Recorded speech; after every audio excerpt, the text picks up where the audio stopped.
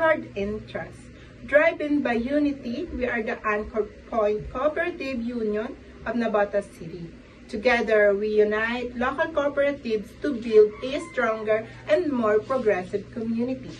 Good day, everyone. I am John Dave Sancho and the President of San Roque de Padilla Cooperative, proud member of the Anchor Point Cooperative Union.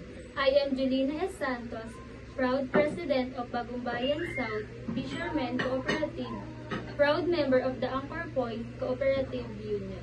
I am Angelica Dumaging, President of the San Roque of Customers Cooperative, proud member of the Anchor Point Cooperative Union. I am Francisco Marilyn, President of the San Jose Fisher Folk Cooperative, proud member of Anchor Point Cooperative Union. I am Franciela Rin, President of the San Roque Transport Cooperative, proud member of the Anchor Point Cooperative Union.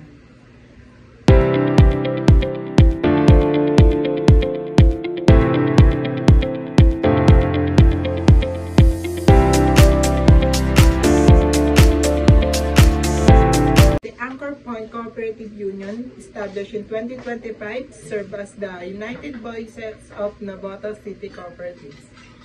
Our mission is to create a united and progressive community where all our cooperatives grow together.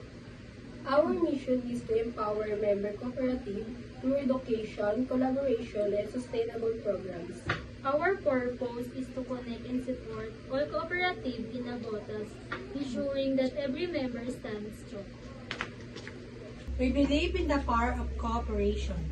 We believe in trust, unity, and shared prosperity. Join us in building a stronger Navotas anchored in trust, driven by unity. This is the Anchor Point Cooperative Union.